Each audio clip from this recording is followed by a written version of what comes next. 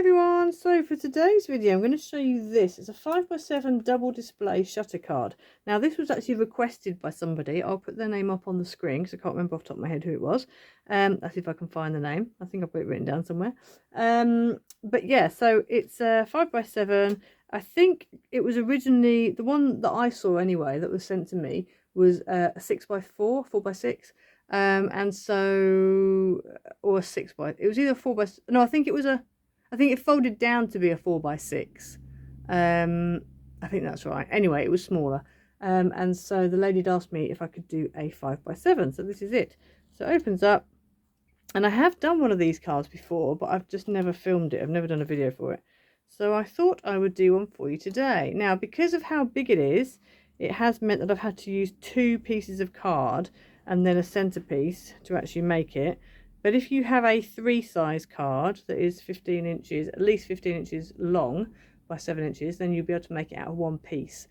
If you do have access to that, I would definitely suggest you do that rather than doing the 2 piece. It just is a lot easier. So the papers that I've used here, I've used, I think it's called a Secret Garden. I'll put it up on the screen and the links will be below in the description. But this lovely floral paper, it's actually from Antonio Makes. So if you go ahead and use my code Louise10, you'll get yourself 10% off your order, and also off VIP memberships as well if you want to do that. And then inside, this here is actually another one of Antonio Makes, but it was an old Christmas paper, and I think it was called Silent Night. So it wasn't from this Christmas, I think it was from last Christmas. And then the yellow stripy paper was actually out of a craft magazine from a few years ago. I don't know what magazine it was, no idea. But I just thought the yellow went really nicely with the blue and the little yellow in the middle of the flowers. So yeah, so that is the card for today. So let's get into it. Right, so for this card, you're going to need a few pieces. Now, if you've got access to an A3 piece of card, I suggest you use that because it'll make your life a lot easier. If you've got an A3, then you just need a piece that is 7 by 15 inches, and then you'll need 2 pieces that are 2.5 by 7. However, I'm going to do it the hard way because I appreciate that most people probably don't have an A3. So we're going to hope for the best, and yeah. So we're going to need 1 piece that is 5 by 7. And this is literally not going to get folded. Well, we're going to cut a bit out, but it's not going to be folded. And then you need 2 pieces that are 7 inches by 7.5 inches. Now, along the 7.5 inch piece, you want to score at, now, I'm going to score,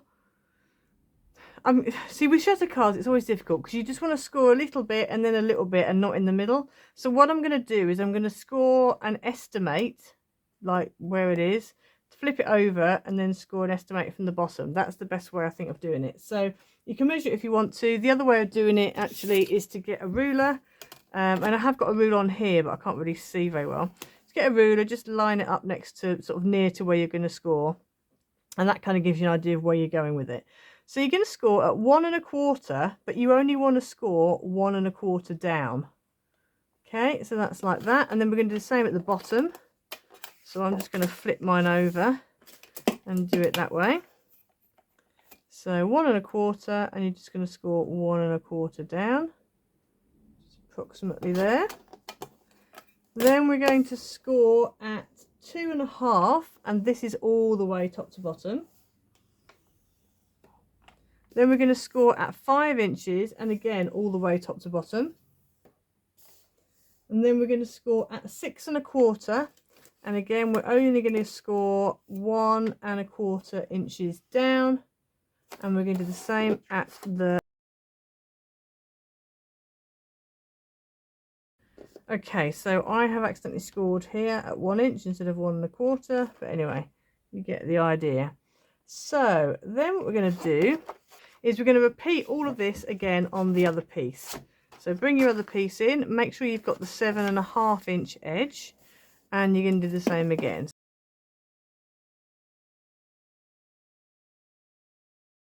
So you should end up hopefully with that. So next we're going to do our cut lines. Right, so the 2 1.25 lines that we did, I'm just going to get my ruler and actually measure down and make a little mark at 1 1/4. So it turns out I've scored too far, but I'd rather do that than not scoring enough. This one's about right. So there's 1 1/4, 1 1/4, and then the same here. So we're just going to make a little mark at 1 1/4 and 1 1/4 up, which is there. And then what we need to do is, in fact, we're going to do this on this one while I'm at it as well. So I've got my little 1 1/4 dot there and my 1 1/4 dot there. And what I'm going to do is take a ruler and a sharp knife, and I'm just going to I'm going to cut between the two. And I'm going to start at that first score line and finish at the other score line.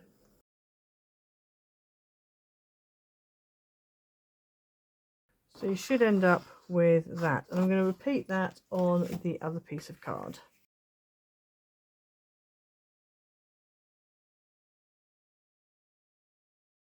Right, so you should end up with that. So you've got that piece there and this piece here.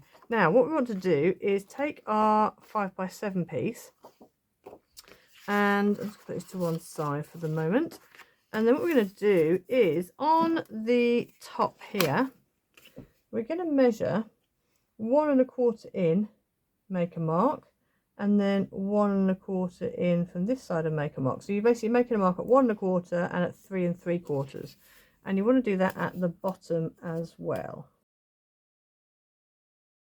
Then once you've done that, turn it round and you're going to repeat the process on this edge. So again, you're going to measure 1 1/4 down and then 1 1/4 in, so at 5 3/4. And then you want to repeat the process at the bottom here as well on the other edge. Then what we're going to do is we are going to, and what I'm going to do, I'm going to draw it down first, I think, is we're going to join those two lines up. And we want to make a little mark at 1 1/4. In fact, if you just do, instead of drawing it, because otherwise you'll have to rub it out if you get it wrong, if you just make a little mark 1 1/4 down, 1 1/4 down, and then the same here, and then it just means then you know kind of roughly when you're cutting, because in a minute we're going to cut down these lines, it just shows you where you need to stop, so you don't end up going a little bit too far. So there's 1 1/4 there, and there's 1 1/4 there. Okay, so let's bring the cutting mat back in again. So I'm going to lay my ruler down between those two marks, and then I'm going to cut down until I reach that little dot that I made, which is there, and the same here. So from here we're going to cut down to there, and then we're going to come along to, I'm going to turn it round because of where my dots are, and we are going to do the same here. Now what I would advise is if you just come in a tiny fraction below your dot, so that your finished line is just slightly below that dot, because you kind of don't want it to be, you don't want these squares to be smaller than 1 1/4. They need to be, if anything, a tiny bit bigger than 1 1/4, these little squares you're cutting out. Then we're going to repeat the process the other way. So we're going to go from here down to that mark on the other side, and we're literally going to cut those little squares out that are in the corners, so like that. So we're just going to cut that out, and the same on this side. So you should be left with that. Now what you should be able to do is this should fit on here and shouldn't overlap your cut lines, because what we're going to do is we're going to stick this on so it's like a connecting piece. So your back, you'll have a joining line, but your front won't have, which is fine. We can get, I mean, if you want to draw another one of these, you can cut another one of these out and stick that on the back if you want to. Right, so back to the actual card itself. What we're going to do is we are going to go ahead and fold. So this first one, these top and bottom, needs to be mountains. Then we've got a valley, then a mountain, then a valley. This one also needs to be a mountain, so you've got valley, mountain, valley on your same line. If you just kind of pinch it for now, just to kind of get it to sort of know roughly where it wants to be. Here we've got mountains, but the middle is going to be a valley. Like that. And then obviously you've then got a valley in here. So you really don't want to go too thick with your card base, otherwise it's not really going to work. And then once you've kind of got it, so it sort of knows what it's doing, you kind of bring it all down like this and fold it up. You can then burnish it. Now when you're burnishing here, just be careful because you could end up making that have a line in it. It doesn't matter too much because you are going to stick a mat and a pattern over the top of it. But just in case you don't want to have a line, then you might want to just be careful of that. And then what we can do is if we get our burnishing tool in here, we can actually burnish these bits in here. And then if I flip it over, we can then burnish these so you're not pressing down on that middle section. So that is like that. So that is what you end up with. Okay, so that in itself could be a card. I mean, it's a bit thin, but obviously it's, it's kind of just shutter cards you can do a lot with. Right, so then with this one here, we're going to do exactly the same again.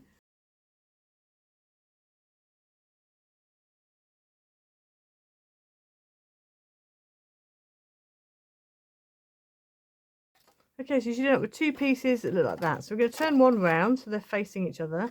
And then these are going to come together like that. And so when they fold down, that should be a 5x7 footprint.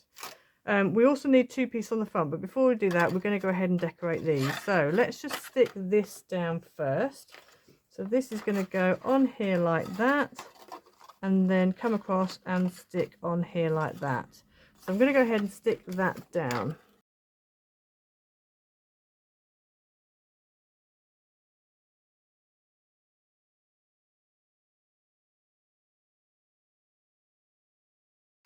Okay, so once you've stuck it down, you're going to end up with that. Now, because we are doing this with a bit in the middle, it does mean that your card width ends up being a little bit more than 5. So if you've gone the back there, can you see my gap that I have there? I have a gap.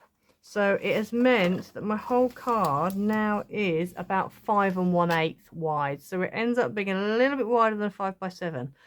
If you are using a 15-inch wide piece of card by 7 inches, that's going to be easier. It will end up as a 5x7 if you do that. And if you are doing that, and then what you're going to do is your measurements, your score measurements, let me just fold that in a little bit, see if I can get that in a bit more. I think it's stuck now. Your fold measurements are going to be, so you've got your 1 1/4, down 1 1/4 and up 1 1/4, 2 1/2, 5, 6 1/4, then you've got 8 3/4, 10, 12 1/2, and then you've got 12 1/2, so then that will be 13 3/4 just top and bottom. Okay, so that's your measurements for a 15-inch wide piece. It is easier if you do it that way. And you don't end up with a gap, and you don't end up with a card that's slightly bigger than 5x7. But I know that obviously most of us don't have that, so yeah. Right, so to decorate, this whole front section here and this whole front section here, don't worry about that because we will come back to that in a minute because we're going to stick something on it. But before we do that, we are going to need to stick our other pieces down. So what I'm going to do is I'm just going to put a cross on here and a cross on here, so I know that whole section, do not stick anything on. Right, so for the pattern pieces and the mat pieces, I'm actually using papers from Antonio Makes, and if you use my code Louise10, you can get yourself 10% off. Let me just pour these out. So we're going to start with the bigger pieces. So these pieces we'll deal with in a minute because that's for the front. So this piece in the middle, you need a mat piece that is 4 1/4 by 4 3/4, and a pattern piece that's 4 inches by 4 1/2. So that is going to go in the middle there. And then you'll also need another mat piece that's the same for the back, and a white piece over the top, because that is going to be where you write your message. Okay, I haven't actually cut that out yet, but that's fine. So that's going to go on there like that. You also need 2 pieces for the sides here. And these, the mat is 2 1/4 by 4 1/4, and the pattern is 2 inches by 4 inches. So you need 2 of those. So I'm going to go ahead and stick those down first.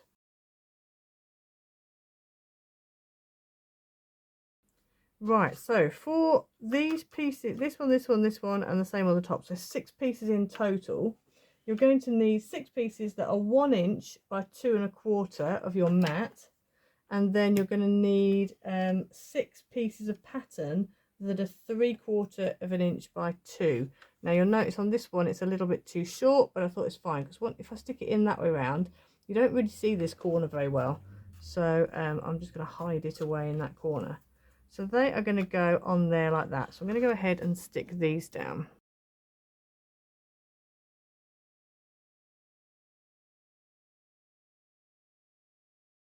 Right, so you should end up with that. So now we just got to do these little squares here. So in total you need 8 mat pieces that are 1 inch by 1 inch, and 8 pattern pieces that are 3 1/4 by 3 1/4. Okay, so 8 mat that are 1 by 1, 8 pattern that are 3 1/4 by 3 1/4. So they're just going to go in there like that, and the same along the bottom. So I'm going to go ahead now and stick all of these down.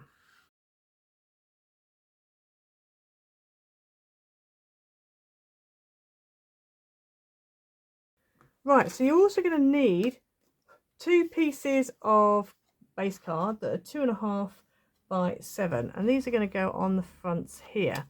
So before we do that, we're going to go ahead and stick down our pattern and mat pieces. So you need 2 pieces of mat that are 2 1/4 by 6 3/4, and 2 pieces of pattern that are 2 inches by 6.5. So they're just going to go on the front doors like that. Right, so we've stuck those down. So now we're just going to go ahead and stick them onto here. So I found the best way of doing it is if you put the glue or the tape actually on this panel, because you're going to cover that whole panel. If you stick it onto the actual panel itself, you might end up with glue in the wrong places. So it's better to glue this section here, because then you know exactly what is going to need glue and what isn't. So I'm going to go ahead now and just stick these down. Right, so there we go, there's your finished decorated card. So you just got to go ahead now and add a sentiment, and obviously add your other matte piece on the back with your white piece. So I'm going to go ahead now, and I think what I'm actually going to do, I'm just going to find a greeting that will go. If you wanted to, you could make this as a top folding card. You'd have to use quite thin card if you did that, and then you could put your message in the inside there. Or you could just leave that blank and write your message there if you wanted to. But yes, I'm going to go ahead now and find a greeting and put that on. Right, so I've gone ahead and found a small happy birthday. I don't know where this was from. I think it was an AliExpress one. And it cuts out the outer and also the words, which is always helpful. So I'm going to put that in the middle, and then that way it doesn't obscure too much of that gorgeous pattern. And then I've gone ahead and cut out 3 butterflies. So these are from, well, they're originally from the Imperial Indigo paper pack from Antonio Makes. However, I know that he's kind of consolidated because some of the packs he's discontinued, some are marked down, but I know he has a fussy cut butterflies pack, and that does have some of these blue ones in it. I think there are some other butterfly packs he's got on there as well, so go and have a look on his site, www.antonio.com. I'll put the link up on the screen now, and don't forget to use my code Louise10, which will get you 10% off your order. So this is the one I've chosen 3 in total. So I'm going to go ahead now and stick all these down.